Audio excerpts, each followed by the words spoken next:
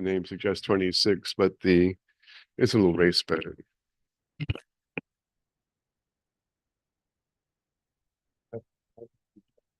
Oh yeah. And some down St. Mary's River that we raised. Can you hear me? Oh, that's a classic boat too. Yeah. Yeah, Trips and I sail in little boat. It for its size is really fast, but I'm not as good at sailors I need to be to take full advantage of it. Good afternoon, everybody. We will have somebody arriving in a couple minutes. Is the door unlocked? Okay. All right. Sound Everybody's check. microphone on? And you picking up my audio? Okay, that's good. All right. All right. Welcome to the January meeting of the St. Mary's County Board of Library Trustees. Looks like we have full attendance today. If we can go around the table, introduce ourselves. I'm John Johnston, Vice President. Judith Gwen, Treasurer. Ramona Wall, newcomer. Bob Donaldson. Chuck Stein. Dorothy Waters. Sharon Fitzsimmons. All right. Thank you. And looks like the first item is approval of the agenda. Do we have anything to add?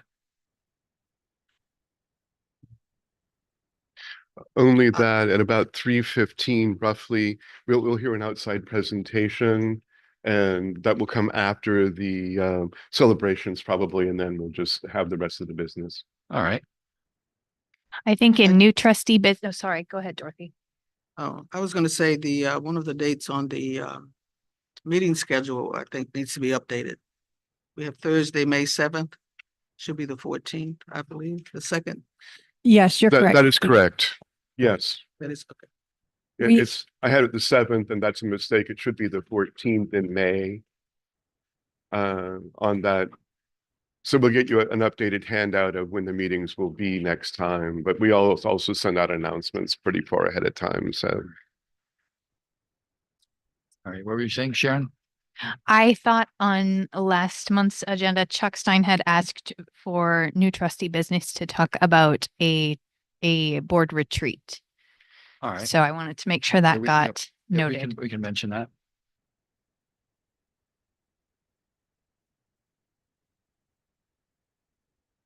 Do we need a formal motion to be up with those amendments? Yes. Okay. I make a motion that we approve the agenda with the corrections stated.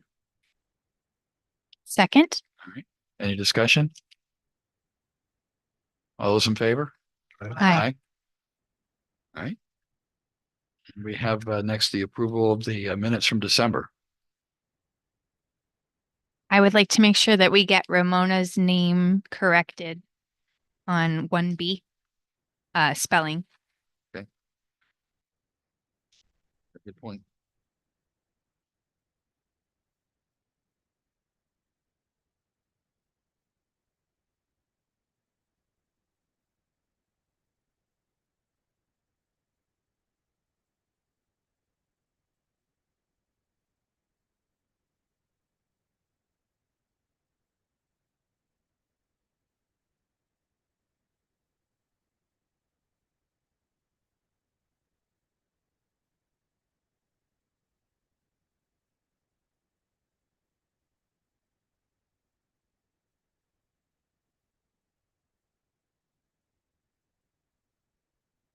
I would make a motion to approve the minutes as amended. Any discussion? All those in favor? Aye. Next, we have two celebrations. Actually, several.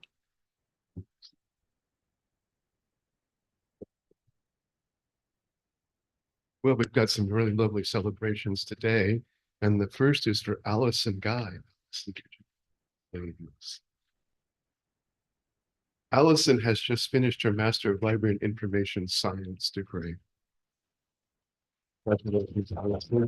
That's a full master's program and is in many ways the gateway to becoming a library director among other things, but certainly a fully fledged librarian. So if you don't want to be a director, you just don't have to, but my job's going to be open soon.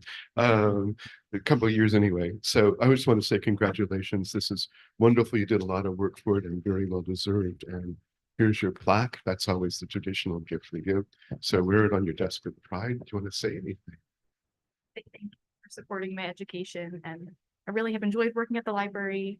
It's a job I look forward to coming to, be able to help the community. So thank you.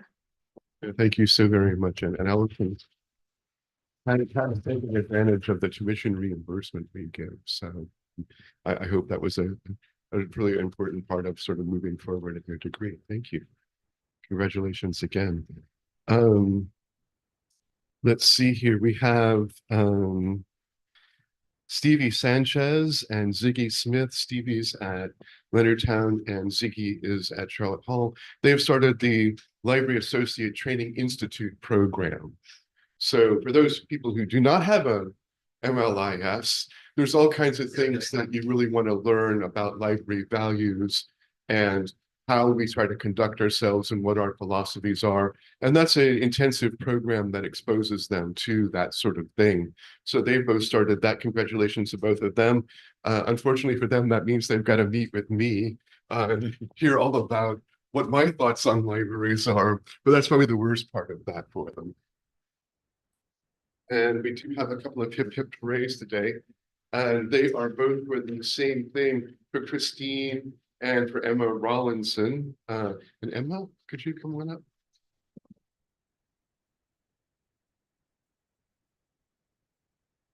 So in recognition of outstanding presentation of the Maryland Tech Connect Conference, through an engaging and practical presentation, you provided fellow libraries with valuable insight into the Cricut crafting machine, demonstrating how to maximize its impact working with limited resources. We thank you for your outstanding service. And I'm going to let you tell everybody what a Cricut is and what your program was.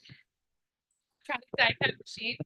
So it's an electronic die cutting machine that we offer at all three libraries now, at least in some capacity. And Christine and I have both been teaching classes to the public for multiple years now. And then we even, to maximize the effectiveness of that machine, we talked about how you can use it behind the scenes, just as staff. Certificate, congratulations. Very well done. The Maryland Tech Connect is an annual conference at which librarians go and present the newest of the new. Here's what's happening in sort of library technology. So it can range from things related to artificial intelligence to something along the lines of this Cricut machine, which we have for the public in our libraries, and you can go to programs with that, and it's also in the maker spaces. So come on out and find out how to use it. Thank you. Those are our celebrations for today.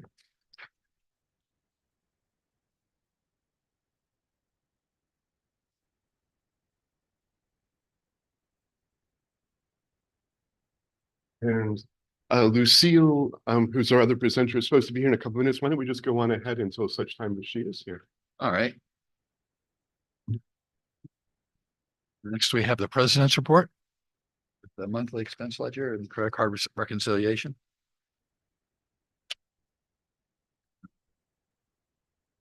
For new folks, that is a sheet that looks like this monthly expenses ledger. And these are all the expenses from December. So if you have any questions about any one of them, and then there's a follow-up sheet that looks like this. This is expenses for that were placed on credit card, but all those are also on this as the total. So Belinda, I noticed the playaway products for the literacy grant. Do you want to tell us a little bit about that? So those will be reimbursed by the literacy grant. And Playaway is something that we use already. It's a company we already use, and those are audios. They're like mini MP3 players for anybody can check out, and then you can attach your own headphones to and play it, just like an MP3 player used to do.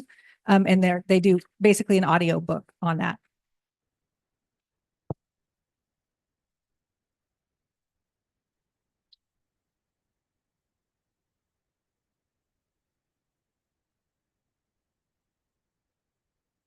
Any other questions about the expenses?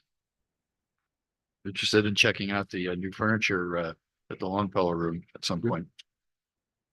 Mhm.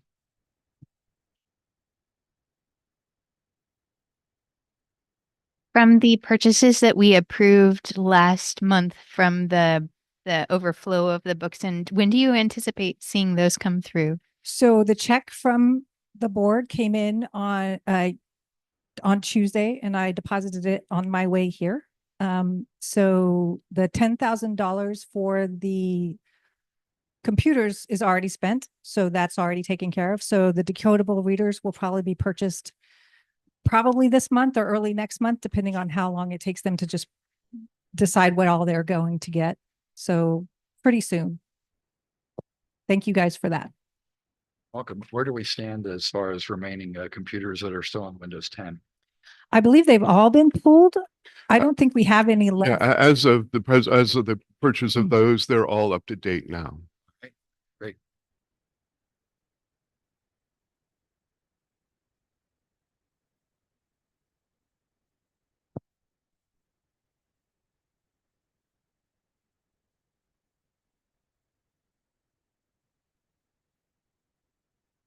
There are no other questions about the ledger. I'll entertain a motion. I would go ahead. Oh, did we look at the credit card ones yet? Or we were just looking at We the, don't. They're approve usually the credit taken card, do we? We just, But yeah, just a ledger. well, I did have a question about the reconciliation report. What's the, there's two items, the Mountain Crest Gardens and the Empathy Studios. Those were the, So the Mountain Crest was part of our staff development day. They were the plants. And it was paid through FOL funds. And the Empathy. empathy, oh, I gotta Is that remember. the one with the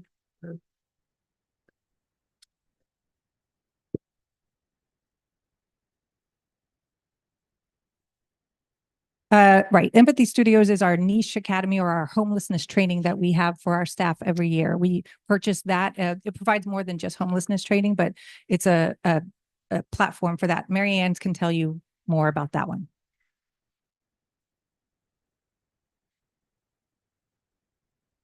So they must have changed the name of the company. Because I was like, what's that?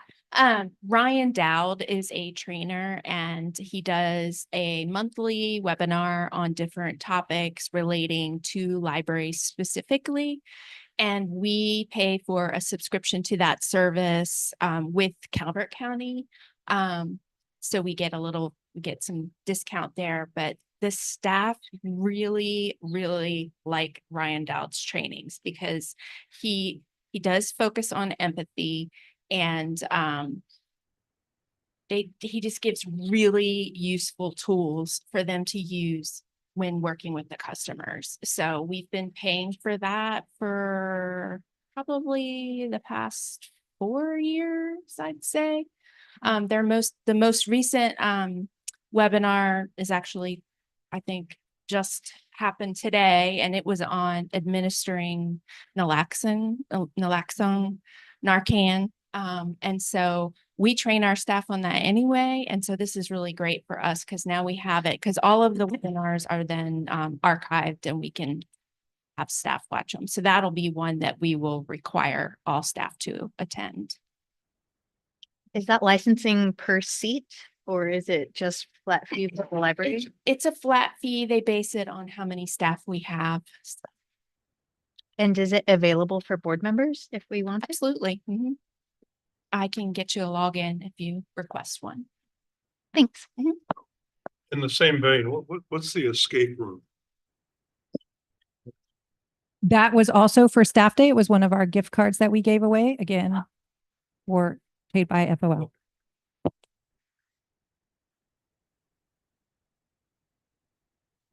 There's an Eventbrite on the credit card.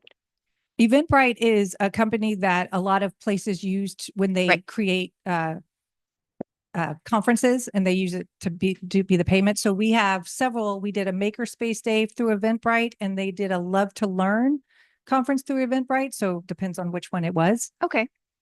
But a lot of the conferences will go through Yeah, Eventbrite. yeah, I've seen that as well.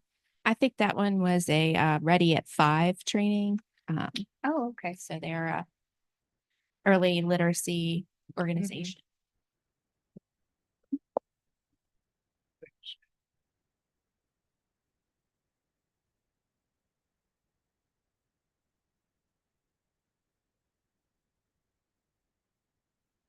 Motion to approve the ledger. I make a motion to approve the monthly expense ledger. I will second. So discussion, all in favor, say aye. Aye. All right, thank you. Next, we have Judith with the treasurer's report. Okay, so in your package, you have like a full printout, but it's not the most up-to-date information. So I did a couple screenshots today. I think you see the 1.7 million on top. And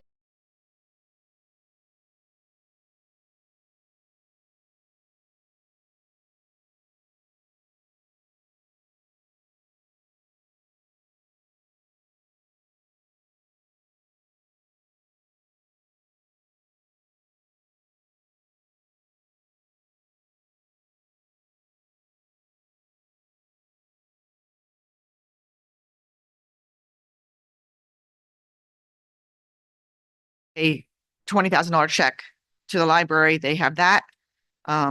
It's really easy work with Vanguard because they just cut the check and send it. Although I do go online for these transactions sometimes because it's a little complex, and we have the same name on two different funds, which always confuses them. So I'm glad to have that fund finally emptied out. It was always very confusing to So- have. So Vanguard. is the 61,000 net of the 20,000 check? Yes, the 20,000 is gone. And Right. so we still have 61. Yes, yes. And that is for the interns. Okay. So next month are, as we said in the resolution that we didn't completely sign last month, February, we'll go over the investments. We'll have close to a year, not quite a year, but it'll be a little better looking at the performance. And then we can vote to fund another summer intern this coming summer of 26. So that's how we'll do that. So, and it should, I said, hopefully we'll have the gains that'll make this something we don't have to worry about for a long time. So, Just want to, that's kind of it. Pretty cut and clean. Just wanted to Everything, all the say- transactions have been finished. this is really good news that $1,641,385. This is the first time since before the pandemic we've been at that figure. So we've recouped the losses that happened during the pandemic, and that's good news. Yeah, I mean, the market's phenomenal. I mean, a 49, we're probably going to break 50 next week or something. So we did catch a lot of those gains, not all of them, but we did catch a lot of those gains from when we put the money in, like in May. I think so. Vanguard's been good to deal with. Yes, yeah, I have no problem dealing with Vanguard. I can do things on my own, or I can call the helpline and have them walk me through it. Has there been any progress made in getting Belinda on the account? I have not done that one yet, still on my list. All right. Promising Belinda that. It it's- is something we voted on, so it has to be done. it's good to Ideas have- two names on the account. It's good to have two, yeah. So Yeah, thank you. absolutely. And we did vote on that. So I think I've caught up with all these issues, and I can focus on, which will probably be a challenge. It's fine. So I can report on that next month. And then we'll have a little bit of work to do next month as far as forward thinking. So, and the second page just shows the gains. It's same totals, but it shows the gains. But it's not a full year. So, okay.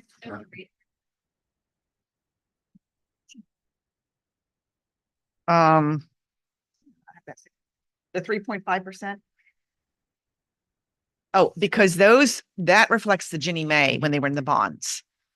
Yes. So we don't have a growth yet on that one. Yeah, you can see how low that was. So the gain was 115. On the OPEB fund? Yeah. Yes.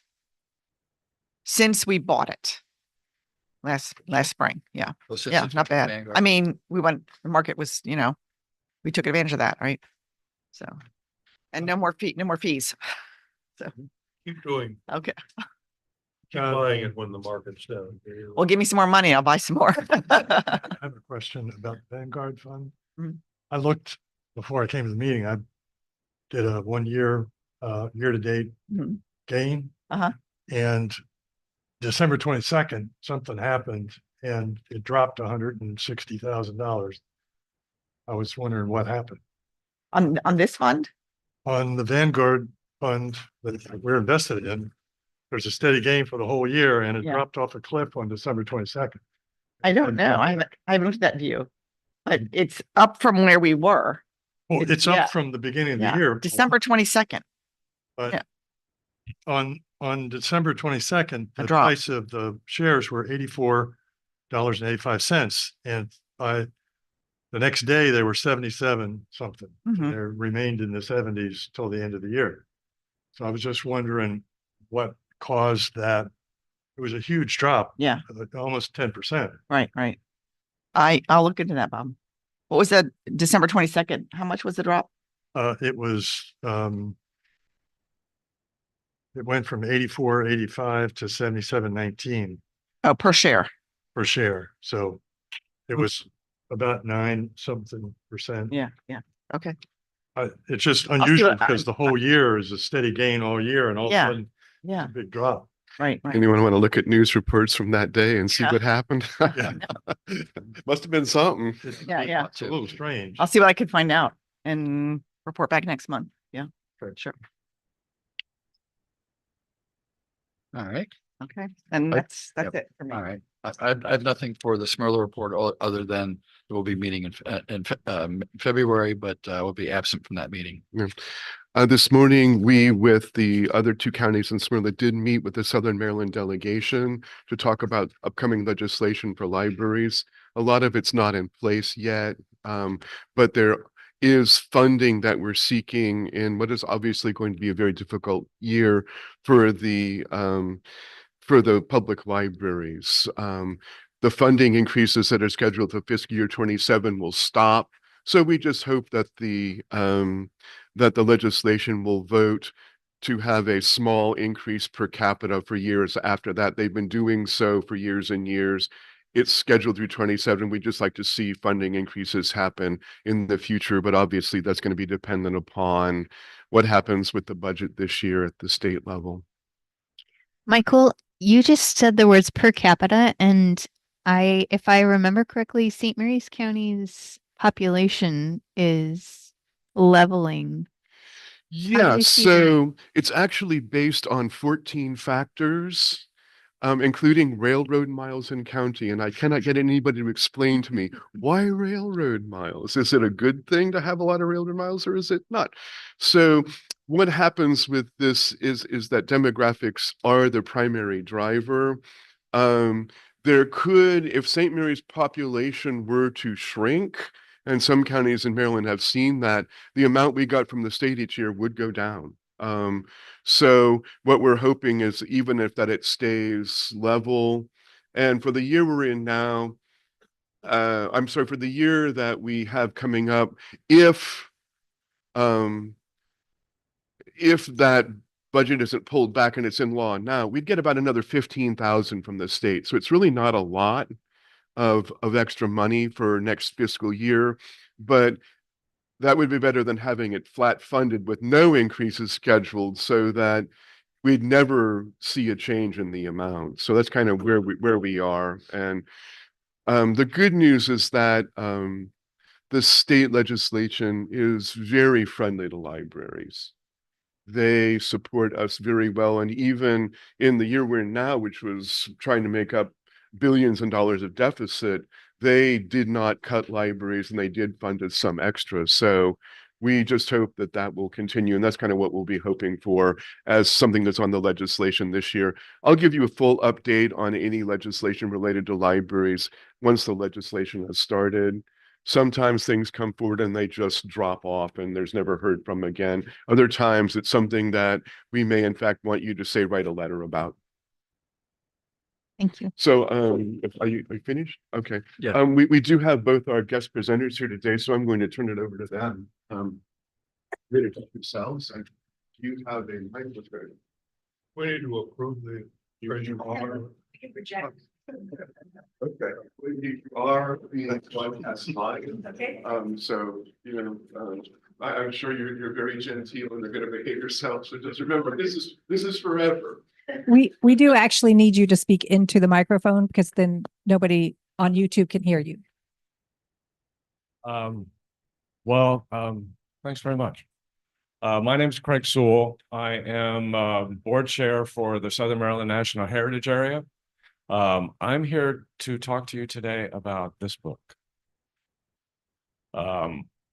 which came to me when I was doing a film, and Ms. Gwen, I think you came up to the showing in Annapolis today. Before I start on the presentation of this book, I think maybe a very short presentation on what the Southern Maryland National Heritage Area actually is. Lucille Walker is executive director for the Heritage Area. As I like to put it, national parks have mountains and geysers and bison and all the rest. National heritage areas have stories. And so what we try to do is tell the stories and the untold stories, which will circle back into this book. But I'm going to turn it over to Lucille and let her give you an outline of the heritage area. Hi, I've met some of you. Is this okay? Oh, great. I'm Lucille Walker. We are so fortunate in Southern Maryland and in Maryland in that we are both a state and national heritage area. Maryland is only one of 2 states in the entire nation that has a state heritage area program. And that's a really big deal. We started as a state, but our story is national. And becoming a national heritage area is incredibly difficult. It requires an act of Congress, which isn't easy in the best of times. We were designated a national heritage area in December of 2022 and was signed into law by President Biden on January 5th, 2023. We're in the process of putting together a management plan. We have a partner organization, the Tri-County Council, where we've incubated with them, and we're becoming our own, we are our own standalone nonprofit. So we're starting that whole process. The management plan itself, the master plan is in the works and will be released to the public, we hope, in a couple of months. And we will, of course, let people know about that because we really actually want input. We're one of those strange groups that really actually want to hear from you, good or bad, positive, negative, things we haven't thought of. But and I brought some informational things for you all, which if it's okay, I don't want to disrupt anything, but I'll pass out in a second. Just to give you a quick understanding, there are only 2 national heritage areas in Maryland, and that is Baltimore and Southern Maryland. We are not only foundational to the story of what Maryland is, where Maryland began, we are foundational to the story of this nation. I know this is a complete, and putting in quotes, preaching to the choir here, because I'm dealing with people who know their history. But just for those who might be listening and don't know, we have so many primary firsts that started here. One of the foundational ones was the fact that we're the first time in Western civilization that any type of religious freedom was put into law. Any type was codified into law. And people don't know that. We're the first place that a woman ever petitioned for the right to vote. We're the first time that a person of African descent served in a legislature in America. And I could go on through a huge list. The Southern Maryland National Heritage Area is Calvert, Charles, St. Mary's, and Southern Prince George's. We have our maritime heritage. We have our agricultural heritage. We have so much that is unique to this region alone. So Southern Maryland had to prove as a state heritage area that we're essential to the state, and we are, we're the foundation. But we also had to prove that we were important to the story, the national story. And we often say this, and we'll say it again. These are a lot of freedoms that came. There were a lot of firsts, but they came at a cost. And we are very cognizant of the fact that freedoms gained, freedoms lost, freedoms fought for. When I talk about the religious freedom, again, it came at the cost of the people who were here first. the indigenous people that were here. I mean, there's so much of that in the story, but and people, we don't shy away from those aspects because it ends up being more about the story of the human spirit and survival than it's inspiring to think of the different elements within that story. So we do a lot of things. We're not the Southern Maryland National History Area. Okay. History is foundational to everything we do, but by its very nature, it's already occurred. Heritage is a bridge that takes that history into the present, into the future. It's forward moving. It's our song, our dance, our food. It's our art. It is so many elements of what makes the region unique to itself and to the nation and to the state. So that's why we're bringing this question to you all about this particular book and this particular story with this particular book, because we think it is so incredible. And for those who have not seen the film we produced, Grandma's Hands, we would love to send a link to you all because this features prominently within that film. And we're looking ahead to the 400th. We're all talking about the 2026, which we're in now, the 250th, and that's really important and vital. But we're looking ahead to the 400th commemoration of the founding of Maryland. So not only do we want to talk about being able to put this book out there for people to really access and have, we will eventually be looking at a 400th year. And of course, this says 300 years of Black cooking. I'm not Black. So it's very important that if we do a 400th year, that we have involvement from all groups. And it's not just our project, it's everyone's project, sort of like our heritage area. So I have some informational pieces that I'd love to pass out to you all. We've also started, just so you know, Craig's going to come up here and talk about the book. We started a huge passport program. There are 15 sites in Calvert, Charles, St. Mary's, and Southern Prince George's. We would like to have all the libraries in the region have access to this. We provide this free, but this will also show you some of the quality of the work that we're doing and why we think we can be of assistance with this book.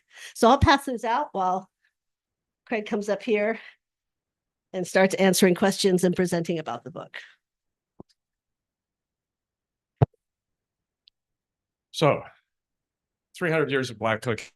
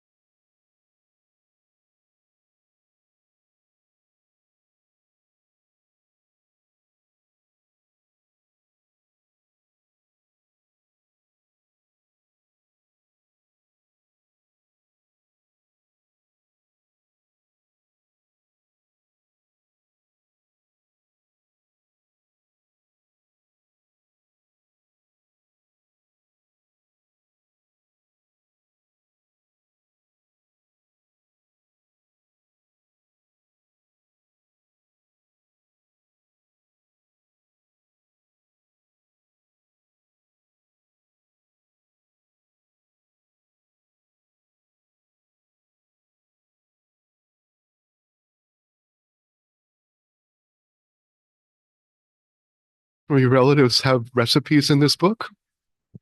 Oh, Yeah, yeah. So we've got inside story on its creation here, should you wish to hear it. But the library, when it assumed the copyright, did print off about 400 copies. That was probably 15, 16 years ago.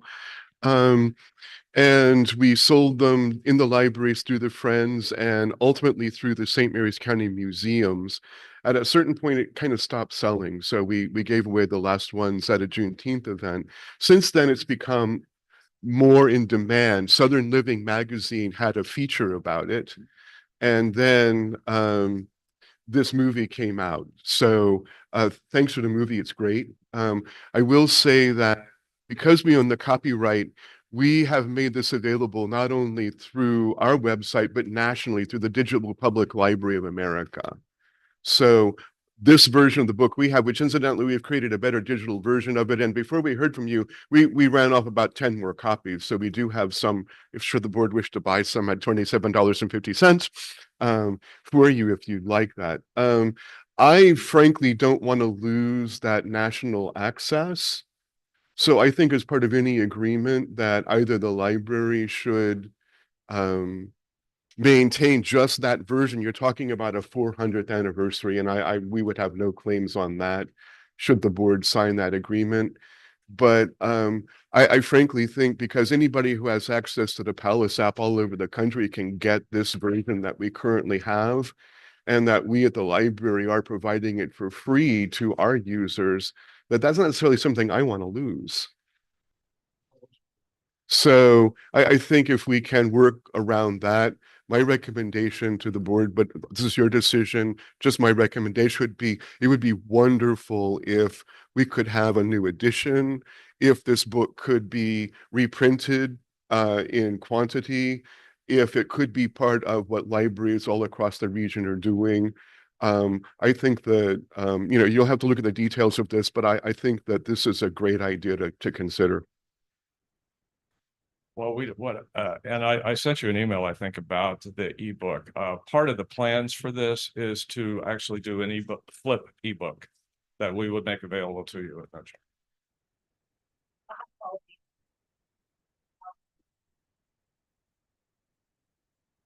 is there a way to put that language specifically into this agreement so that because I know it says distribution, committing to wide public distribution through digital and accessible formats. But I think being more explicit about maintaining the current public access would be really beneficial. We'll be happy to do that. Mm-hmm. Right. The library, well, I don't know about maintaining. I think we can discuss what that looks like, but that the library continues to have unlimited distribution rights to the digital copy without cost, which is what we do right now, so that we are, or however many licenses we have. You can get it PDF from our website. It's also available through the Palace app. And I would say that should be our older version of it, and not any new version, because if they're going to create extra content and have the copyright to that, that would not be something that we would have the rights to freely distribute. It could be that they would let us check out copies through one of our apps or something. Once it becomes available in an ebook format, it will probably go on to, say, Overdrive. And so that would be something the library could get access to. I just, copyright things are really kind of complicated, but I would say that if they have a new version, we would have to negotiate with them for any distribution of that new version, as long as we can have the old version, just that we can say, okay, our users can have this, I think we're okay. That can easily be claused.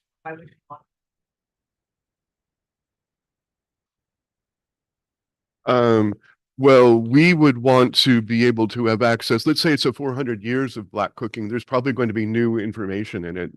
And it won't just be what we have, but you might want to address that question. I didn't mean to muddy the waters. I was giving you the vision forward. So I think probably we should just think about, we want to reprint this book. and get this book out there. I just wanted you to know we want to build on it. That was all. Yeah, anybody can print that out, staple it, I got my copy, right, that's. Yeah. Mm-hmm. I'd still like to give you something free. I mean, I'd still like to do some hard copies for each one of your libraries. We will gladly take them. That's what we're looking towards. Like, you know, when we have like the passport booklet that I gave you all, and we have a timeline of first there, we have a big regional brochure. We provide all of those free of charge to our partners, right? And so we're trying to make sure this is a chance for people to understand the power of this region, power of the stories. And that's our part of it. I think it's a very important work historically and culturally, and we'd love to see you expand upon it in any format that you wish to. Thank you. In your packet, there are 3 things. There is a proposed agreement. It's in draft form. There is an FAQ in case you leave here and you think of something that you should have asked us and you didn't. Hopefully, I've covered it in the FAQs. And then there is a motion item. In case you wanted to vote on this, there is actually a motion in there to be able to.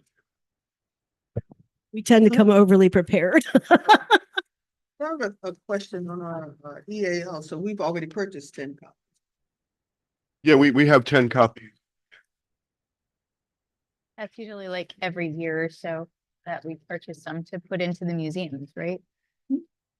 No? These are just some we did last fall, and we weren't necessarily knowing we were going to hear from you again. This is not something. This is the first time we've reprinted them since the original printing. Oh, okay. Right. We just, we went through all of our copies. We had some in our library, but they tend to disappear because they're very popular. And so we had to restock, but we didn't have any more. So we just had a small print done.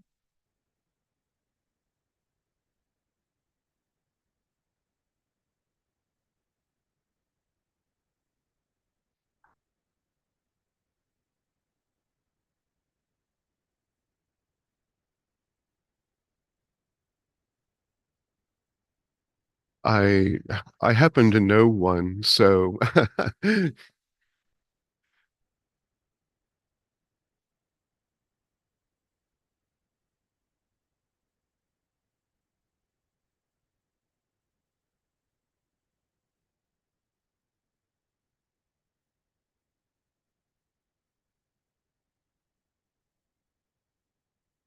We would be more specific about that, like what that means, the criteria of that. Yes, right. This is just our opening draft. Give you all things to think about. Yeah, and our attorney will be helping with that too.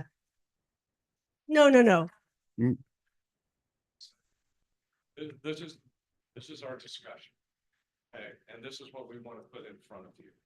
And I fully expect to add a clause, take out a clause or whatever to make this a comfortable relationship with for both parties. Because at the end of the day, we want to get this in front of as many people as we possibly can. Are you thinking about giving it away or selling or a mix or how exactly are you gonna put it out? Like, can you give us an example of some of the activities? Let me give you a concrete example. We have been asked by the National Park Service to set up our offices at the Thomas Stone National Heritage Site. And also they'll be selling our memorabilia there, inclusive of this book. Will we ever give it away at some things? Yes, we probably will. Answer the library. Exactly. You mentioned the downloadable PDF, and I don't know if it'd be worth saying what other formats this would cover.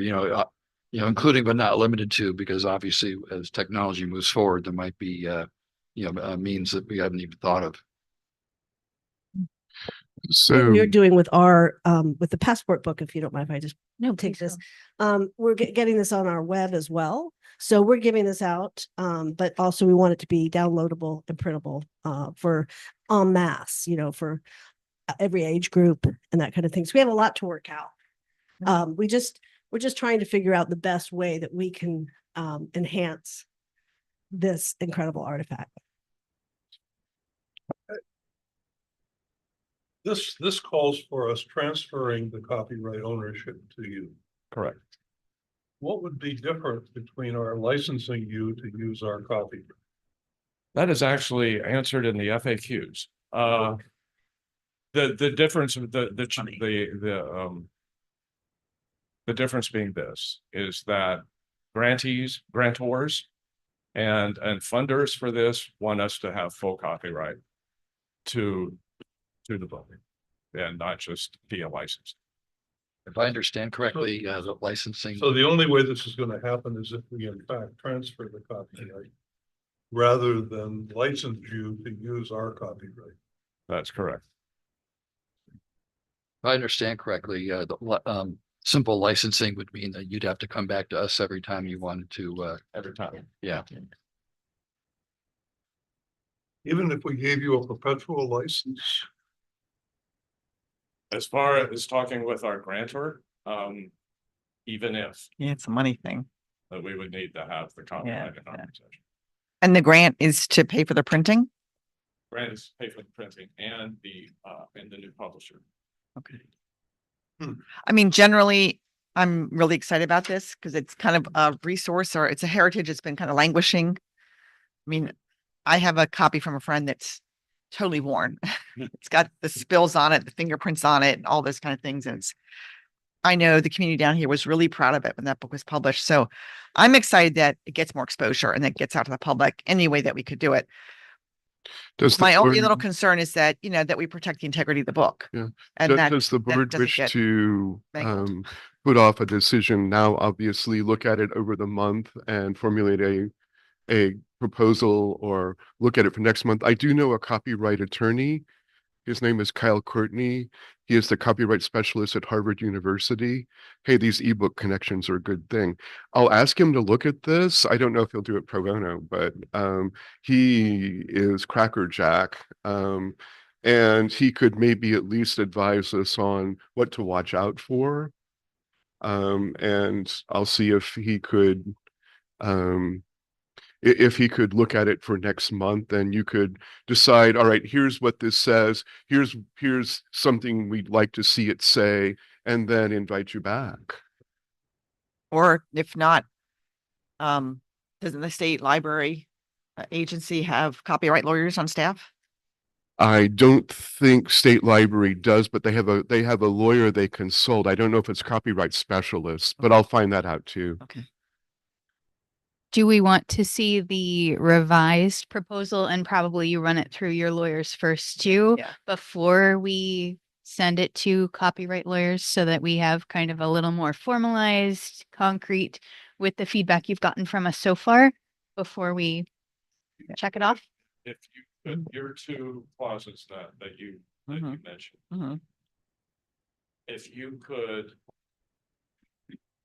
email you to your liking, and then we'll with your question about maintaining the integrity, I think I addressed in one of those clauses. We're not going to change anything. We may change the finding. We may change some of the paperweight and that sort of thing, but we're not going to change this. Well, I mean, I don't know the answer to my question of if there was a question of the Heritage Association failing to meet their obligations. I don't know who that body would be that would make that review it, make that judgment. I think we would have to brainstorm a bit about that. I think that's important. What we're trying to do right now, before we get lawyers involved, was to get an idea of your interest and engagement with this. But you know, because once you pick up the phone with the lawyer, it's like, no offense to any lawyers out there, love you. So we really want to get a sense of where you all were before we brought that in.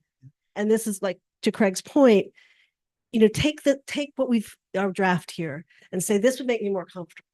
I like this. I'm not sure about this. I mean, whatever you need to do, and then we'll have it all. Okay. And you could approve that for your next meeting and we could get back to you. You could work on it in the interim, obviously, but and maybe one of you could could take the lead on that, but then for your next meeting, you could say, we approved going back with this just to make it official as a board, and then it might take a couple months, but I think you've seen that the interest is there. Welcome. I've been personally involved in my career in editing 2 cookbooks, so I know what it's like to want people to be able to have access to it. That's great. That's awesome. We're also going to leave on this table. We have a couple posters. People love them, so I brought a couple. I got a couple more fact sheets, but what you have and a couple stickers, and I'll leave our timeline, our brochure, and one more of our passport books. And let us know just separately how many of any of that you all would like. We're distributing them free of charge to libraries. So, except for the posters. Posters are just for you guys. Thank you.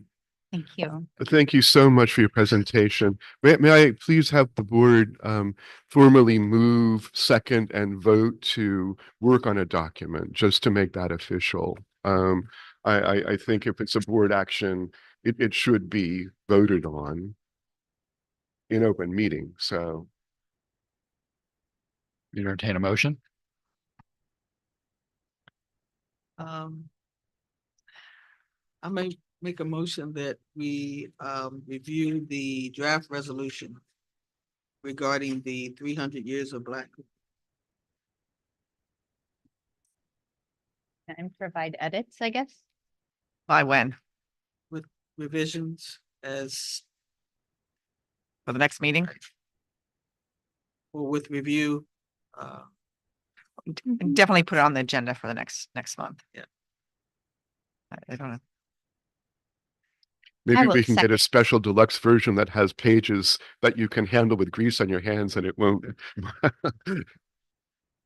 I will second Dorothy's motion. Any other discussion? All those in favor? Oh, I'm sorry. Go ahead. Could I just ask, if you're going to talk to somebody about copyright law, Mhm. would you understand the question of perpetual license versus giving up our intellectual Mhm. property? Yes, And advise us on that. yes. In fact, It's not used to getting. this is a problem. this is a sore point in libraries because all our ebooks are licensed. All our big 5 ebooks are on a short-term license. There's no such thing as perpetual license on specific ebooks from the big 5 anymore. So we are in libraries very aware of what this means in terms of licensing versus ownership versus perpetual versus a limited time. And I think he could advise you on that. I don't know that he will, but he's a friend, so I hope that he'll just say, all right, Well- let me give you some basics here. Yeah, I think I'd like to know more about the difference because I just am reluctant to give up any intellectual property as a matter of principle, as opposed to because I am Could concerned it's you- going to be mistreated or badly Just used or anything else. Send me an email with your specific questions and I'll try to get them answered. Okay. Yeah, thank I you. think Is it possible that the license could be in both names? That way you're not giving it up. It sounds like from what he was saying, but I think that's something that you can put in the document. It sounds like what he was saying is, no, we have to have it Well, they- in order if to, They're an yeah. owner of it, even Yeah. though it's, True. we're also an owner. That's, Yeah, copyright in 2 names. That's another way of doing it. Yeah, yeah. Your joint ownership? We'll have to investigate that. That would be something they could answer, whether or not they have to have sole proprietorship. yeah, because they Yeah, said it was that just- about that grants. kind of makes me uncomfortable because you don't know what's going to happen in the future. Yeah. Well, and they specifically said it's about grants, Mhm. and I can see that would potentially slow down grant applications if we also have to sign off on every grant application and review every grant application. Believe they When it's already have the doing- money, so Yeah, he said they already had the grant Yeah. money, but the requirement was that they own the copyright. I don't know how they got the money without owning the copyright, but I didn't get the impression that they like had it in the bank. I got the impression they had someone who was willing to give it if they got the rights. But Yeah. it was not another clear. question to ask and to get answered in that draft document. yeah, that's both names could be a good solution. Yeah. Yeah, I mean, that was my concern too. My first concern was give away copyright. And that's my real concern is this contention if we are unhappy with what they're doing with the book. How do you wrest it back? it would end up in court. They're gonna say, no, we're doing it fine, and you guys disagree with us. Yeah, we don't want- Unless you were ironclad in here, with some legal language that, on the vote of the board, we take the copyright back. That would be my concern, is the book could fall into hands, not these two people, but 10, 20 years down the road and be really mangled, or changed, or you can't predict craziest things happen, I'm right? not seeing this as being a hugely valuable financial asset of ours. No. I think it's more just an intellectual property. Yeah. Well, I mean, it's a heritage to this county in Southern Maryland that a lot of people love this book, put a lot of time and effort into it. It means a lot to a lot of people down here. Yeah. So that in that sense, we have to safeguard it. Yeah. Well, Yeah, we still have a motion on Okay. the floor. I thought you had voted. I'm sorry. There's a mic on the floor. Okay. No, and it's seconded to follow up with them and to pursue this for next month's meeting. Okay, so yes for a vote. Yep. So we're, All those in favor? aye. Aye. Thank you for that. With a motion voted on, you can now do a little bit of work privately. As long as you don't make any decisions about what you're going to do, you could draft something as a document and it will still be public business. And I'm just trying to be all concerned about that kind of thing. I believe it's time for the director's report. I'll try to plow through things really quickly because I know some of you have time constraints here. The first thing we want to take a look at is the FY26 budget. And for your new folks, that's what it looks like. And I have just a couple of things for that, and I'll ask Michael? you if you have any questions. Michael, Yes. just a second. Belinda, I wanted to check. I think ours says fiscal year 2026 proposal. Yeah. That's just a typo, but it is the actual budget. No, this Okay. is the actual budget. We Wanted just to need make to sure take we that all out. had that so that we knew. No, Looking this for is the something. actual. I did notice that right after I printed, but I'd printed 10 copies and I was like, No. "Dang it, I'll correct that on the Save a next one." tree. Absolutely. I just wanted to make sure we all knew.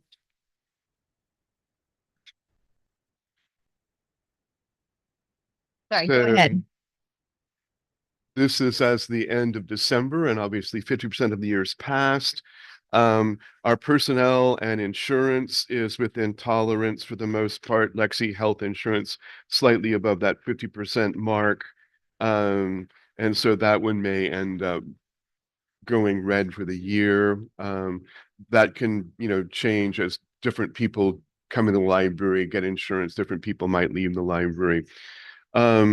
The amount I'm particularly concerned about is on page 2, Lexington Park Electric, with 50% of the year, 69% spent. We won't be running the air conditioner, except today you can, it seems like, because it's awfully warm in this room. But we think the electric will go down over the winter and it may come back to tolerance. But when we look at next year's proposed budget, we are going to adjust for that. Other than that, on page 3, accounting and auditing is at 63%, but we have paid for the audit already. So it's front loaded and it's not necessarily a concern that I have. Bank service fees at 56%. Those are up for the year. The good thing about those is they're really not a whole lot of money. So it's not like if we're a little bit over there, it's going to be a particular concern in terms of the amount of money. Over on page 4, vehicle maintenance at 61%. Earlier this year, a mouse decided to make its home in the cooling system of our van, not the mobile library, but the van itself. And that created some odor issues. So we did have to have the van cleaned up a bit. That's the sort of rise in that cost. I'm not expecting that to go over. Members at 63%, that's again not an issue because those are front loaded. We pay for those a lot at the beginning of the year. So pretty much everything is within tolerance in terms of expenses so far for the year. Our fund balance, if you look on page 11, yes. On page 4, 67% total equipment. Again, that's front loaded. So what we'll do is early in the year, we'll pay for some things. So for example, we've already put in the cabinetry in the conference room at Leonard Town, it's already paid for. Okay, So that's a yeah, timing. yeah, it's a timing question. So we'll pay for a lot of those things up front. And as the end of the year approaches, we say, you can't spend anything more there. Same thing true with the donation expenses. Donations are the amount coming in. And if that's positive, that's a very good thing because it means we're getting more money than we thought we might. Or we're getting it earlier anyhow. Well, it tends to come in pretty consistently throughout the year, although the holidays are a time when we get more. We recently got a very nice one here at Lexington Park. Somebody comes in and says, I want Lexington Park to have this money. That counts in donations. The FOL has given us more money so far than we budgeted for. And I'll talk about that more in a couple minutes. So those are good things. I was really primarily looking at expenses and saying, well, are we really in trouble anywhere? And it doesn't look like right now we are. So on page 11, our unexpended fund balance right now is $491,806. And we have a policy in place that says we'll keep at least 1 month of expenses. 1 month of expenses right now is $472,000. So we're right about where that is, not particularly high, but not having to worry about it dipping under as far as we can tell. Michael, for the Lexington Park Electric, is the HVAC still an issue as far as consumption? Yes. We can't adjust it here. It's all done by the county and automatic. And as you can see, it can be very cold in the summertime, Okay. which feels nice for about the first 15 minutes. And then people start getting cold here, and it can be rather warm in the wintertime. That doesn't tend to be an electric thing, but yeah, it's still an issue for us. And that's the system itself has some age on it. It's Right. 25 years old or 20.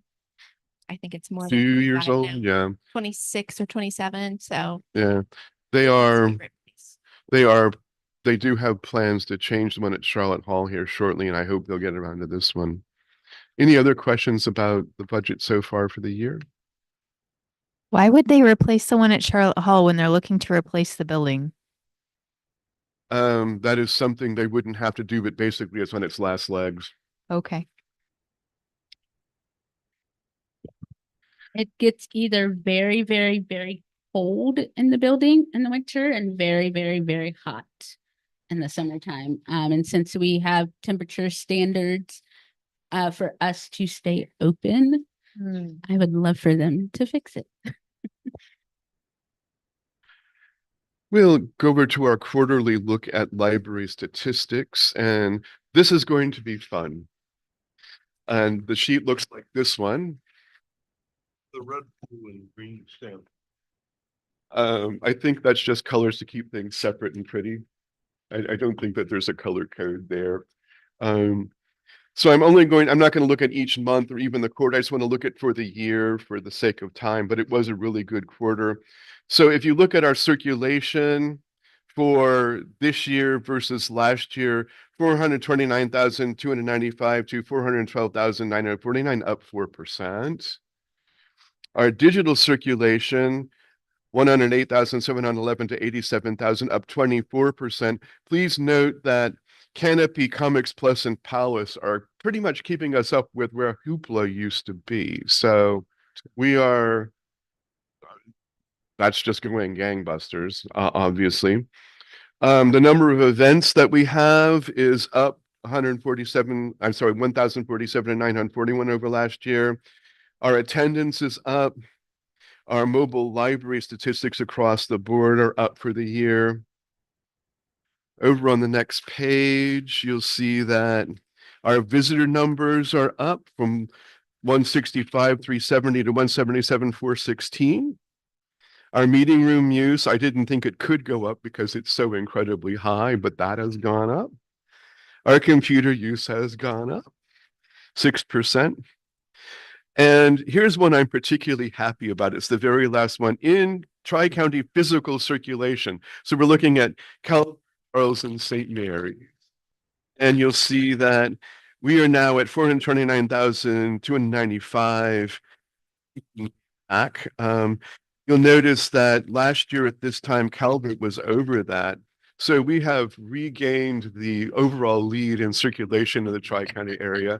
And when I next see the director of Calvert Library, I'll be, as I always am, gracious, professional, dignified, and say, yeah, yeah, yeah, yeah, yeah. I, it's been really a fantastic, especially second quarter for the fiscal year. We're really doing well.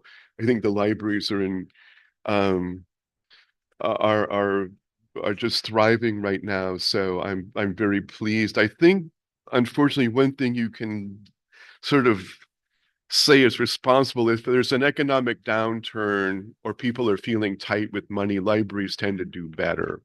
Don't wish it on anybody. I please Thrive County, but that could be a driver here. Um, we'll move over to a red book that you have. The laws of Maryland relating to public libraries. This comes out about every 3-4 years, and this is just all the laws that Maryland has on the books. Maryland has some really great sets of library laws, from the very first one that says libraries should be established free of political influence. Sometimes they're not, but typically that's something that's strived for. It does now have in it the Maryland Freedom to Read Act towards the beginning of it. So this basically right now is up to date. It's where we are. And occasionally, when something happens, we'll have to look at the laws and say, here's kind of what it says. But the laws do a great job of protecting Maryland, of ensuring our funding. So I hope we don't have occasion to look at it often, but if you do need to look at it, it's there. And I now have a downloadable PDF version of it that I'll share with you. So we'll move over to our action items. We did, since you approved the budget request that we're going to make, make a slight change. We heard from the county after that about some of their priorities moving forward. And so if you look at a document, this has got some yellow highlighting on it, you'll see the changes. So what we did is we took out requests for some new positions because the county basically said in that initial budget work session, I'm not interested in approving a position. It was okay, they're probably not going to give them to us. So what they also said, however, is here's what we'd like to give county employees: a 2% COLA, a 2.5% step, and a 3.66% a pay adjustment. 2% COLA, 2.5% step, and 3.66 pay adjustment. What's that? Between the difference between that and a COLA? It's just a new.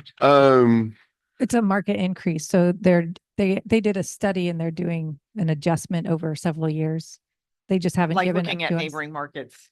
Mhm. Yeah. Same position elsewhere. Okay. And this is the first year right now that we're in where they actually gave us that adjustment. They've given it in previous years and we were not included, but thank you, County Commissioner, for considering it this year. So we'll go on ahead and ask for that as next year's budget. So you'll see that depending on where those new positions came from, a couple of the places might be down, a couple of them might be up. But overall, you see that there's some adjustment in the salaries, not in anything else on that page. Over on page 2, yeah. That number is up 450K over what we spent, what we had budgeted this year. Yes. I'm sorry, what was the question? Sorry, the question is, so total salaries and services, 4.4 million. Yeah, it's like 451,000, yes. 50,000 Yeah, over what we've got which this is year. a 10% increase. Yes, it is a large increase. What amount, is that what they are going to, do you think they're going to approve? Well, they don't know yet. They say they want to do that. So And they're saying, we think this is what we're budgeting for, but right now the budget numbers aren't final. So they have a good sense of what the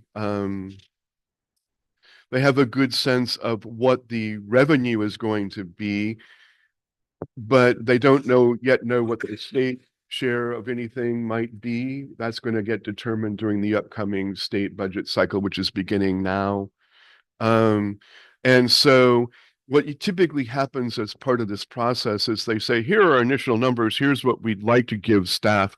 And then as they work through things, they may adjust so that some revenue goes up, some revenue goes down. Oh, we don't owe as much here. So this process is going to take about 3 or 4 months before we'll really know. Our budget hearing is in March, and what we hear from them then is, here's what we think we're going to give you.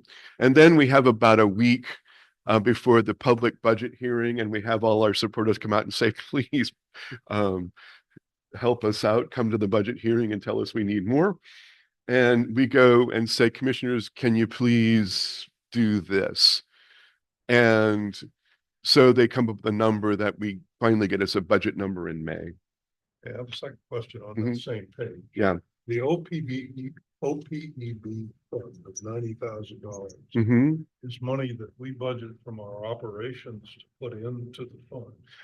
Actually, Talk about taking money out of the fund and putting it into this. actually, what that money is pay-go money. The library is budgeting this. We're paying for the health insurance benefits as we go along. And the OPEB fund itself has been allowed to grow.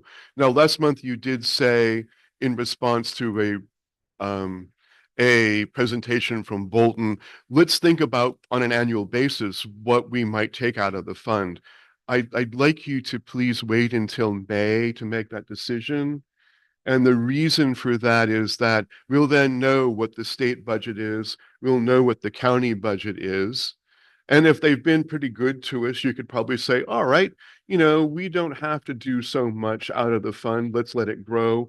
If if we're struggling, we might say, could we take money out of the fund? We're going to put it into the collection. So I think we'll have a better idea in May of exactly where our budget is. And I think that would be a better time for you to make the decision about what, if anything, you want to take about the OPEB fund. So that line item is it's going to stay at 90 for now.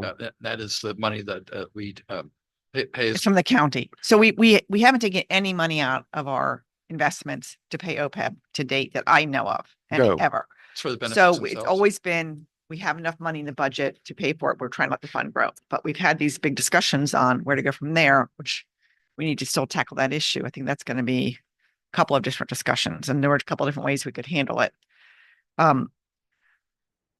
But Michael's right in that if we get this horrendous cut this year, we might say, let's take the whole 90 out. Let's take 50 out. Maybe we have a fabulously good year, then give us all our money. We say, let's not take any money out. But that still leaves us without a path forward, without a policy on how to address the OPEB, which is something we need to tackle after looking at what Bolden presented last month. Question in my mind is, if we took money out of the fund. If we did?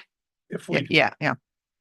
Is that $90,000 fungible and usable for other operating expenses? Yes. So overall, what the county finally gives us in about May is actually a block grant.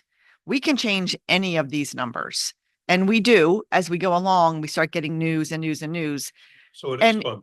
Yes. Yes. The only thing that's not fungible is once we put OPEB money into the library's accounts, that money has to stay in the OPEB line forever. Like, say we put in 90,000 and we only spend 85. Next year, that 5,000 has to carry forward by law. So you're saying wait till May. Wait till May. But yeah, but you have to look at these numbers are all, even when they give us the final number, the commissioners have said it's up to you guys how you spend it. They're not locking us into any of these line items. So we can react and change as we need to at the beginning of the year or through the year if something would happen. the end of the year, we make adjustments. So yeah. Yes, But so let's Yeah. say, Fungible, I don't care. exactly, so you could, Right. you put, just, I'm gonna give you $90,000 library out of our OPEB fund. We basically will say, okay, there's $90,000 there, but we'll move $90,000 into, say, materials. Yes, yes. yeah, Like yeah. if we get hit really badly, Yeah, we could say, I mean, I think we had to cut staff. Well, let's move the 90,000 over to salaries We're and gonna add a new staff member and we're gonna spend 50,000. possibly. yeah, I mean, yeah. the thing to remember That's a with it is it recurring probably cost. shouldn't be on something that has to be an ongoing expense, because the next year you may not decide to put that money in. So in that case, we're going to have to say, okay, we didn't get that money that was for a salary. What are we going to do?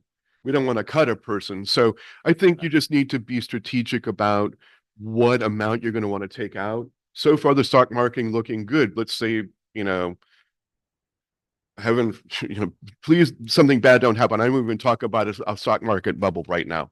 Let's just say it goes down. You might say, okay, we're, you know, that 90,000 from the library's budget is going to stay there. So I wait till May and let's just see.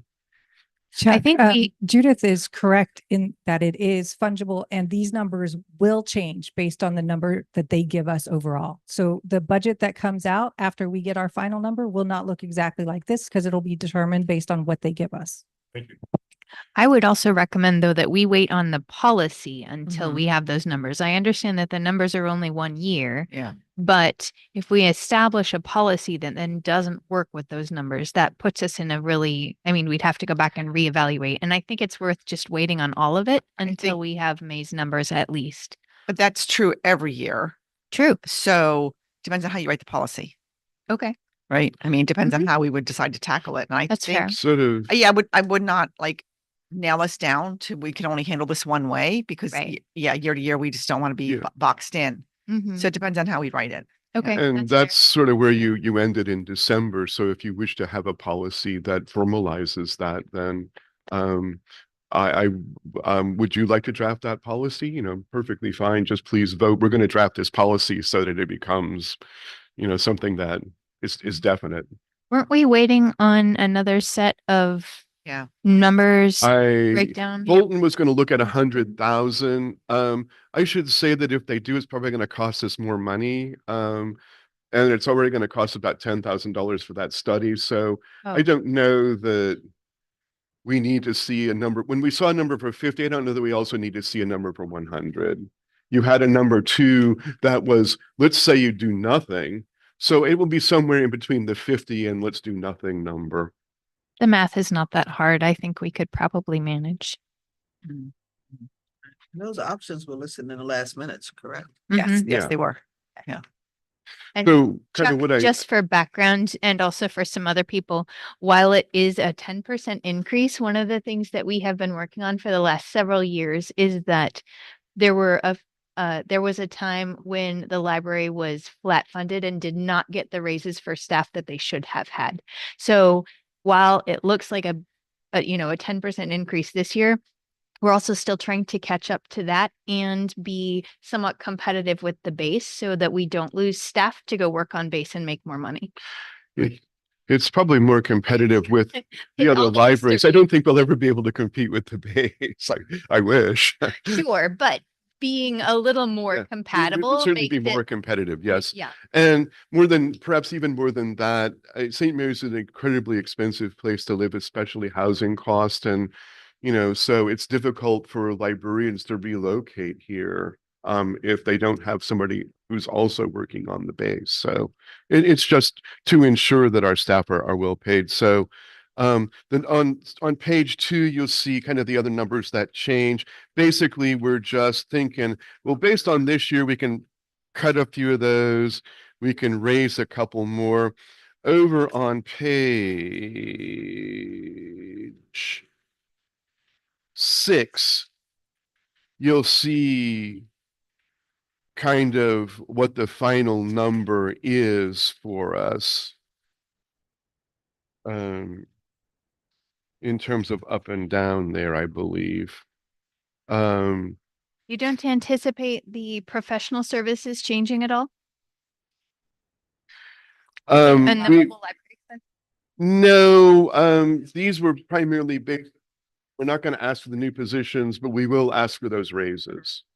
That's really about the only thing we've changed other than a couple of utilities amounts. Right, but I'm looking at the 26 versus 27 is flat funding for mobile library expenses and professional services, including fuel? What Yes. page are you? Yes. Okay. So we, Sandy and I discussed it and we're still, So far under. still believe that this is a good one for this year. Cause Okay. if you remember last year, FY25, we actually had even more in there for fuel. So we had reduced it this year. We believe we're pretty close and this is only the second year. So, you know, we don't want to reduce it, but we Sure. don't think we need to increase it for that, for the mobile library at all. And professional services are still okay for the most part. Now, remember, again, I can make those adjustments after we get the final number. And in addition, these are estimates based on only 5 months of bills this year and not knowing who and what's going to increase in the next year. So yeah, there may be some changes when the final number comes, but this is based on what I had. Okay.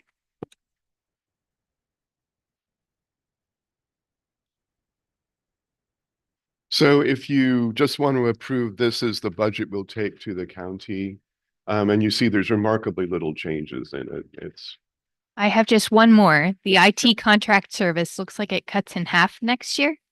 Yes. So this year there was few. So IT contracts are different contracts we have about for various IT things that are supported. Some of those contracts are 2, 3, and even 4-year contracts. This year, several of them hit it once. Got it. And so this year's IT contracts went up versus they'll come back down for 2 years and then they'll probably go up again. So I track that. I don't give a solid, just one number. I track when those IT contract services are supposed to hit. Fantastic. Thank you. I would make a motion to approve the 2027 proposal to go to the commissioners. All right. Second. All right. I think we've pretty much Discuss had it. discussion and any other further discussion? All right. All those in favor? Aye. and talk briefly about library highlights for December 2025. I only want to talk about a couple of these. Under community, Lexington Park Library selected the makerspace walls vendor through an RFP process. We did select Duron, who gave us the best proposal at the least cost. And he was working on moving forward with them. And John, you mentioned the new furniture for the Longfellow at Lexington Park Library. That's the little community space right over here, a very small kind of conference room. There was somebody using it when we came in, but if you want to see that furniture on the way out, great. Under outreach literacy, we've delivered so the veterans home. We are in partnership with the county, who gave us 57 computers to distribute out to nonprofits and to citizens. The library is using 5 or 6 of those, including having one in this room, so that if people come without a computer, they'll be able to use that. We gave the veterans home, and we gave 2, I believe, to St. Mary's carrying these. So the other thing I want to talk about is under staff administration. It's under embracing innovation, closing literacy gaps, our Story Champs project. We have a grant to do this. We're training people to be tutors for reading. They're going to go to some after-school sites and work with students there on improving their reading skills. And in hope to try to push up the rather unfortunately low reading test rates here in Title I schools. So we got a grant to do that. We are preparing this. The idea is that we'd create something that other libraries could use, and that this would be a prototype for that. So that grant's sort of underway. We've got some tutors trained. This month we'll be starting. Did you get all the tutors that you wanted? Was there a number you were shooting for? Yeah, we could use more. But so those are just kind of a couple of the big highlights of the month for us. So I turn it over to you, John, for trustee business. One thing I had for old trustee business was asking for an update on the Charlotte Hall renovation, that project. Well, you heard from the CEO of the Southern Maryland Regional Library Association. Um, I can tell you that they have hired the person who's going to do their facility study. That's HBM Architects out of Cleveland, Ohio. They actually did our facilities master study a couple of years back. They're wonderful architects. So the first step in Smyrla knowing what its position is going to be is that facilities study. And they're looking at, I believe, among other options, what it will take for them to be somewhere else. What will that space have to look like? So I haven't heard back from the state librarian. Holidays intervene, but we will. The state librarian wants to hire a contract attorney to look at the original agreement. And Commissioner Colvin has perhaps been talking with you too, Judith, but he has emailed me to say, may I please get an update? So I sent him an update with this information and relayed to him your willingness as a board to have the county talk with the state about what that facility will look like. When, if at all, can they move out? I don't think it's possible for them to go just into a storefront. Given their computer needs, especially, and what they do. So this is probably going to be a several months process.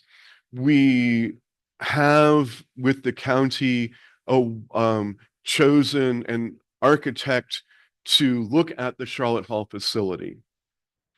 And that was from one of 9. I don't want to announce it yet because I want the county to announce that. But we have chosen an architect. My suggestion to Commissioner Colvin and Commissioner Alderson is that let's have that architect look at 3 scenarios. One with that space being nothing but a library, one with increased shared space, and one status quo. And how could we expand with the money we hope to have?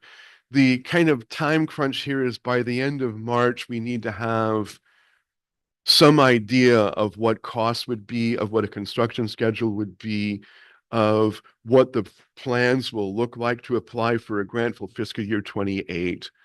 And if we cannot have that, and this is not the library's delay, this was, I might suggest that we put off the project till fiscal year 29, because I'd really like to know what we're looking at before we ask for a grant. Because the more we have it concrete, the more we have really specifics down, the more likely we are to get money from the state capital grant program.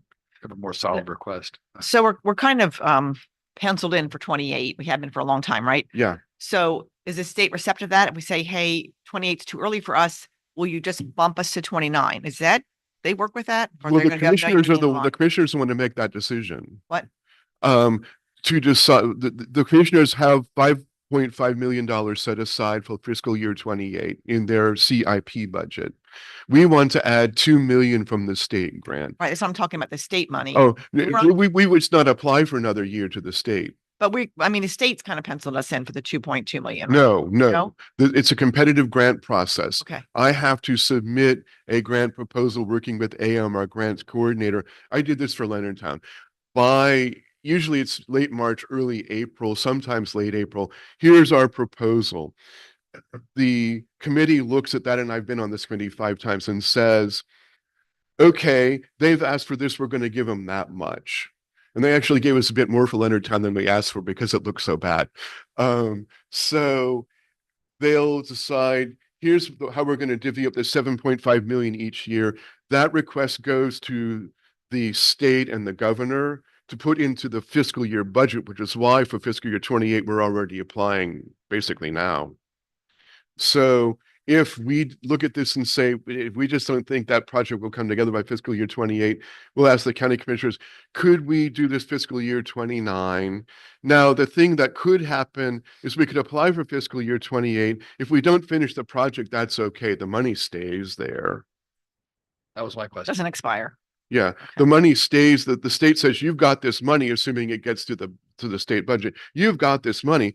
They like it if we spend it in the year we say we're going to. But having sat on the committee, I can tell you that there are libraries that are 4 and 5 years behind spending all the money. So Michael, in December, I asked if we could move the library and leave Smyrla there and put the library in storefront. Did that not get brought up with the commissioner? I did mention this to Commissioner Colvin in an email. So there's a couple of possibilities there. One is in Washington County, there's a big, beautiful public library that they never could have afforded to the county, but they worked with their regional, the Western Regional, and the regionals have access to state money that public libraries do not. So we could say to Smyrla, let's all move. Wouldn't it be great to have $20 million? That's a possibility. Well, I thought the problem was that Smyrla's IT is difficult to move. It And is. so Our IT is and not for easy to move speed either. interest We also have IT there that in the plans are already saying we won't move that because it's just so expensive to move the IT closet. You mean within the building? Within our part of the building, our IT alone, we're going to have to leave that there, is what I'm hearing from Gary at the county. Right, like moving plumbing. You don't want Yeah, to do it. yeah, You don't it's have to. really difficult to do once the infrastructure is there. All businesses have IT. Um, Businesses move. So it's not impossible for us to do that. I think, what if we move, could they use the space their own? That's something the commissioners would have to answer, but I did mention this a possibility. But it sounds like it didn't make the list of the 3 options that are being considered. I'm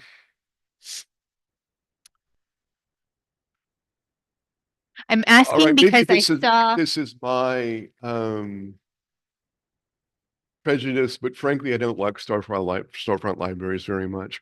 Well, because I'm looking at the metrics for the monthly statistics or statistics provided, and I saw the drop in Charlotte Hall, and I wondered if that would be a way to get more foot traffic, being in a more accessible area that's not like you have to go just there and it's a really difficult place to get to and get out of. It's a one-way street. I personally don't like going to Charlotte Hall for that reason. I just said, wouldn't it be great if we could go in next to the Weiss? Yeah, exactly. And I will often go to the Calvert, the storefront version in Solomon's, because it's very easy to get to and there's other things there. We can certainly add that as a 4th alternative. What would that look like? It's a question of finding the space, and we wouldn't own it, I don't think. So might talk to Calvert and see how they've managed that with the Solomons and how that funding for that developed. That might be instructive to see if it's a possibility. Also, Sharon, just to point out that the 3 options that were offered were the ones for the architect, just for that building, because we don't have a building yet for the architect to make that 4th option. So we can't ask an architect to create a 4th option for something that doesn't exist and we don't know where it would be. And and if we did a storefront, which I'm fine with, but don't forget that if we don't own it, who and what and how much rent are we going to pay every month? Yep. And so to answer your question very quickly, John, I would say that the project is have a lot of details to work out. Sure, yeah. But we are working on them, and some of it will be depending upon Smyrla. They indicated to you they're willing to, look into what it's going to take for them to move. I heard that somebody's willing to buy the whole building from the county. But I don't know if that's true, but I heard it from a good source. So, there's just all kinds of things that could happen there. And right now we're kind of working through what we can. And we're Curious. So your 4th proposal, which is we find a separate space and move the library there, is that Are we going to consider that? Are we going to ask them to consider that?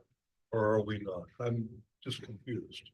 It's What not if, a- what if we do this? What if we, the architecture is going to come back with some plans by March, just generally? Should be, I'm hoping mid-March, yeah. See if they're feasible, if the county commissioners are happy with them, and what Smyrla's answer is to moving. If Smyrla says absolutely, we're not moving, we're not going, then we have a problem. I think mean- it still doesn't answer our foot traffic question though. Like it does not help us with visibility. Well, I'm just saying if they say you can have the whole building, we're out of here, you guys can just take it, we're done. That's a benefit to us. It's a cost benefit, right? That's true. If they say we're not moving at all, we might go, can we live with this? That really brings the question of moving the library up, right? So I think it depends on Smyrla's answer and possibly the architectural drawings. And then I think a sit down with the commissioners maybe. I don't, The other thing I think this is a little bit early, but we have to think about like letting the commissioners know if we get that whole building or if we move, we need more staff. We're going to double the collection. We're going to pay all the utilities, the trash pickup, everything that we're splitting. So this becomes a full-on library, not a much smaller branch library. And, right now, I think you can see their staff budget is half of Lexington Park. So we're talking about another $500,000 to $1 million every year in their budget. So in a $5 million budget, it's significantly increasing. But I just believe in warning people. If we do this, you guys, commissioners, have got to pony up the money and it's all new furniture and not a 9,000 square foot space, but maybe a 20,000 square foot space. So all these things have costs with them. The furniture usually comes from the grant. that I is think correct. we That did is it with correct. Usually the Leonardtown. furniture will Yeah, I come mean, from that's the right, grant. but if it's Understood. not, I mean, worst case, you have to say we have to go buy furniture, we have to buy some furniture.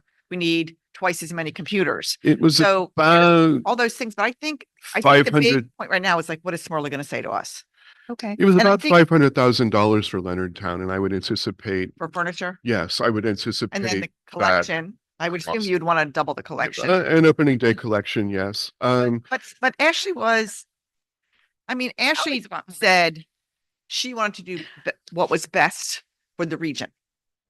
She was not thinking solely Smyrla. She said, I want to do what's best for the region. And if it's best for the region that we move, then they would be open to that. So that was a really positive sign, but it's not a yes yet. And So, it may yeah. not, So it does- may not be a yes by April either, because they Yeah. may not know. It's going to be dependent upon what their facility study says. And then, all right, where's the money going to come from? They have access to grant sources through the state that we don't. Yeah. But they're going to have to put in for that money. So this could be an extended project. Yeah. And we have a good sense of what our facilities needs are. I mean, you said we did this study 2 years ago.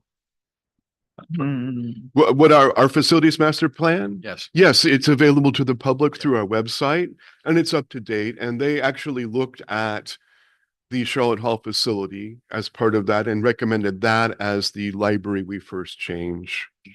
My only hesitation with waiting until Smyrla comes back is that if we don't run it as parallel tracks, then Smyrla doesn't understand that there is another alternative. And so when they're looking at their facility study, they don't have, and thinking of it, what's best for the region, it's never been proposed as an option that maybe Charlotte Hall Library moves somewhere else as best for the region. That's where I'm thinking. And also, if you wait and then go do that study, you're again delayed.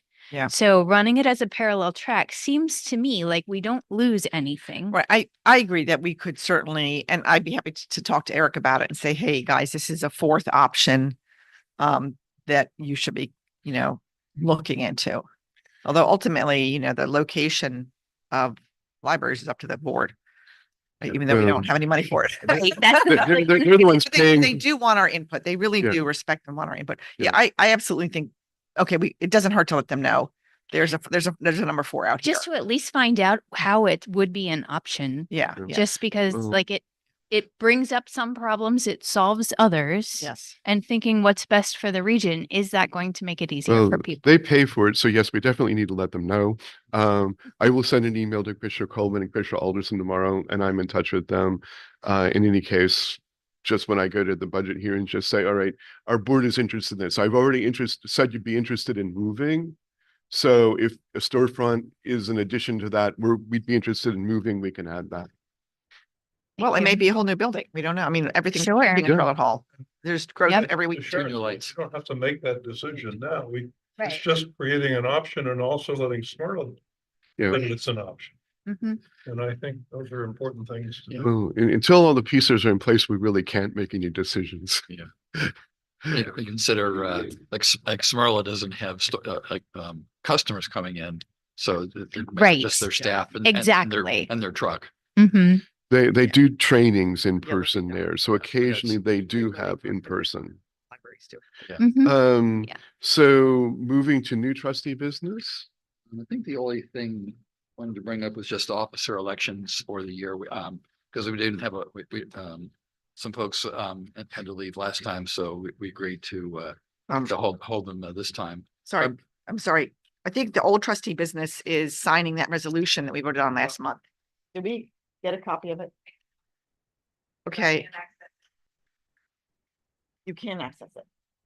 Okay, I have a blank one, but it's not completed. Should we do it next month? Yeah. Okay, I will email it again. Oh, but. Okay, okay, so we'll. There's a delay for waiting another month, right?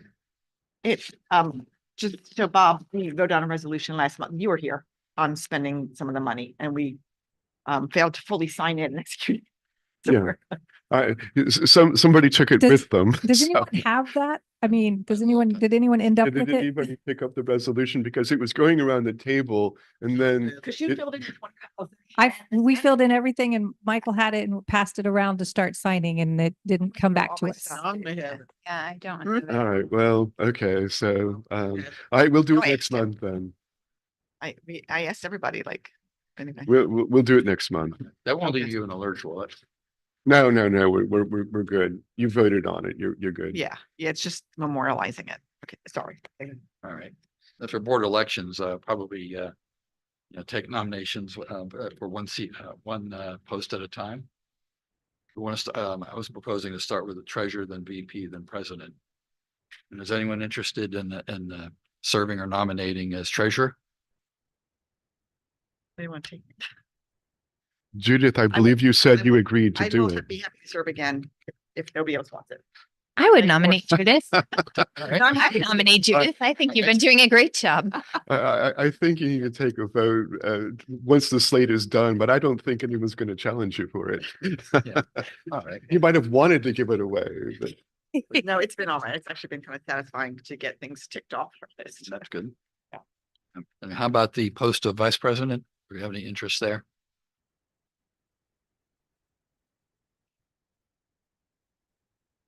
Want to continue, John? I would consider continuing as long as we have someone as president. That's fair. But no one else. Put a hold on that, see.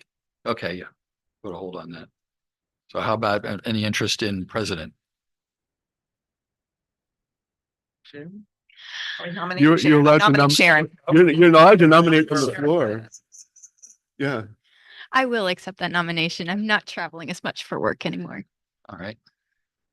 So now. Well, There you go, John. Oh, so the primary responsibility is running the meeting, so the vice president could step in for you. Yeah. Yes. Yeah, and John's been doing a fantastic job, so it gives me a lot of confidence that I'm not thank you. How jumping about into something. vice president then? Well, I don't think John wants to be president. No. I will take president. Yeah. All right. Yeah. Okay. That way I can back you up. Yes, All I right. appreciate that. I thought you said you would not accept the nomination. I'm sorry. Will. Oh, thank you very Yes. much. I'm sorry. I thought you said you would not accept it. Any other nominations? I nominate John for vice president. Right. There you John. go. We only have one John now. Yes, right. only one Yes. John now. Almost there, but at your ball. All right, so we have appear to have a full slate. Do we need a motion to approve that? Move that we accept them by acclamation. All right, Second. all right, all those in favor? Aye. Aye. Thank you. Cheers. Fireworks. We Any other did- new business? Yeah, we did talk about a. Oh, board go ahead, retreat. Chuck. Go I ahead, would Chuck. just like to talk about this Retreat? offsite retreat that I suggest we have. And I'm wondering if we're gonna do that, and if so, when we could do it. And I think it's important that because there are three of us who are brand new at this, that it would be really useful to have some time to talk about the way we operate, what our purpose of being is, and all of the things that will help us be a better board. For So I'd clarification. like to propose that we have one, and I would like to suggest that the president or the vice president should get busy and organize that.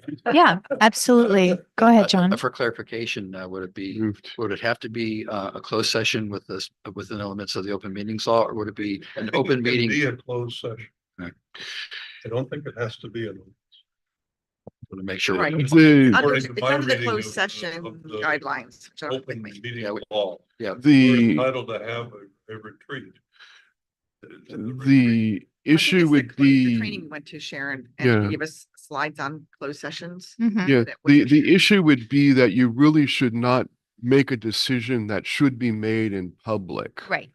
So you can say, I don't you even have to have a closed session. I mean, you can just say, we're going to have a retreat, and you have a reasonable expectation of privacy at that event. So I don't think you need to say, well, now we're going to close the session. I think you just say, we're going to have a retreat. Here it is. You can talk about what you'd like to, what you'd like to do as a board in terms of serving the library. You could talk about your philosophies. You could talk about all kinds of things, but you should not make any decisions that are a vote on library policy or library budget. So it says in the laws, any final action of a board shall be taken in a public meeting, and the minutes of board meetings shall be open to the public. So as long as we don't make any final actions. Oh, St. Mary's is Okay. even more restrictive, Okay. and you really just, so they gave us the examples in the training, for example. All right, they use county commissioners, I'll use you.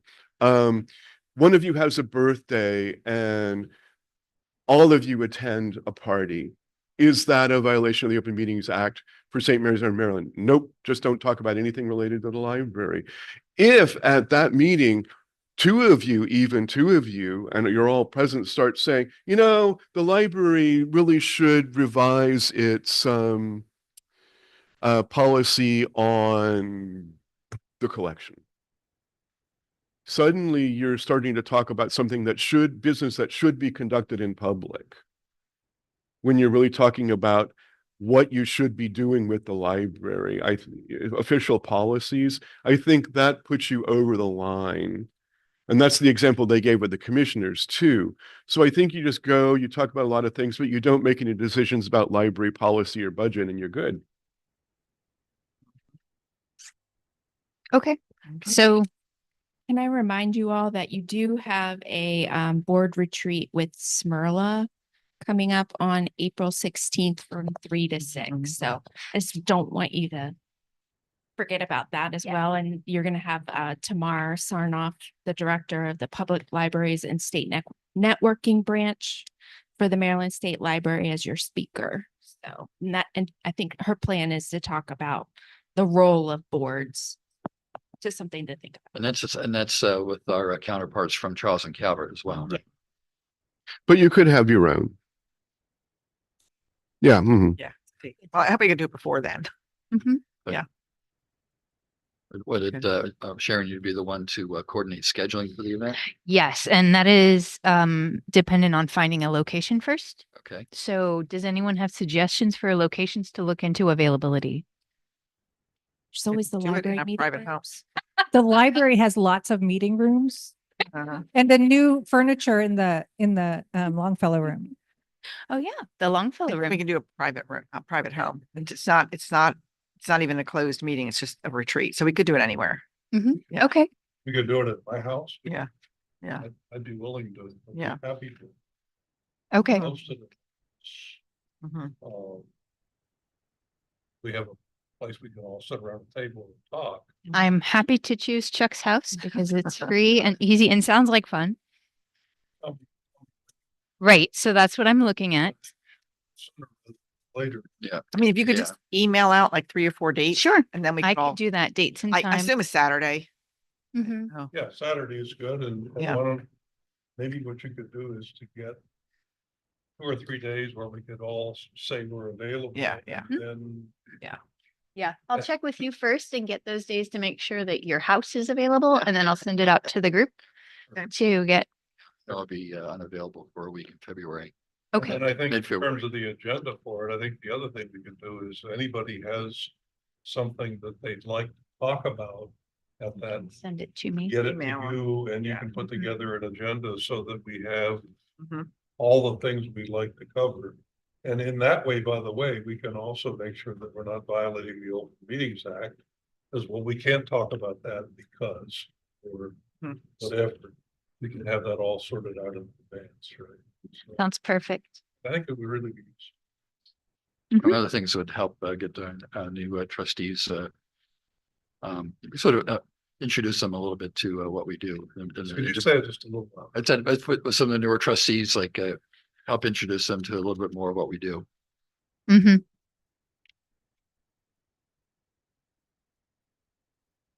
Any other new trustee business? Well, I just had some questions about the student member. Yes, That came up in your email. So I mean, I have a lot of questions and concerns about that. How serious are they about this? Well, the delegate who put that forward is very serious about it, but since there has been substantial pushback from librarians about this, among other things, saying, if they pass this, I will ask that my county be opted out. Good idea. But let's wait and see how this legislation develops, because we're already pushing back. As it currently is, it says the county will have a process to elect a student board to this member, a voting student member to this board. And we've all said, wait a minute, we don't want that. So let's see how this legislation develops. I frankly don't think it's going to pass. Let's see what the final version is, because we're going to be making a lot of suggestions for additions to it.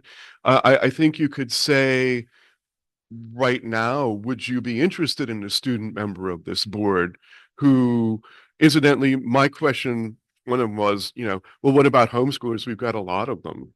And you're talking about 10th and 11th graders. How do you define that with a homeschooler? So I think you could, and maybe it can wait till next month, because this is not going to be passed until at least May, if it passes at all. You could say for your next month, an agenda item we want to be, are we interested in a student member to our board? I mean, if there's a chance for us to give feedback as a board, I think we should take advantage of that. Mm-hmm. And I'm not interested. I think a non-voting member would be fine, but you get really complicated when you put a voting member in here, and they have to meet everything that we do to be fully participatory. And then we have a quorum of 8. And how do you break a tie? Yeah, and And there's all lots those of issues, legal complications. But if somebody's not 18 yet, can they officially vote on something that's a contract? But aren't they on the school board?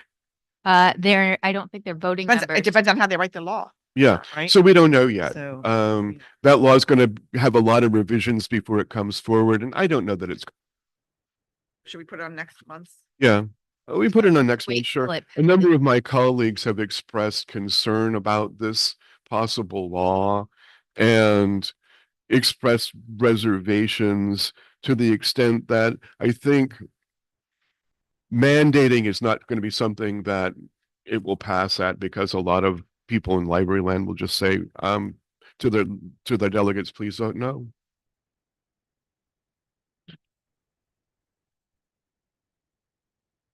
Any further new business?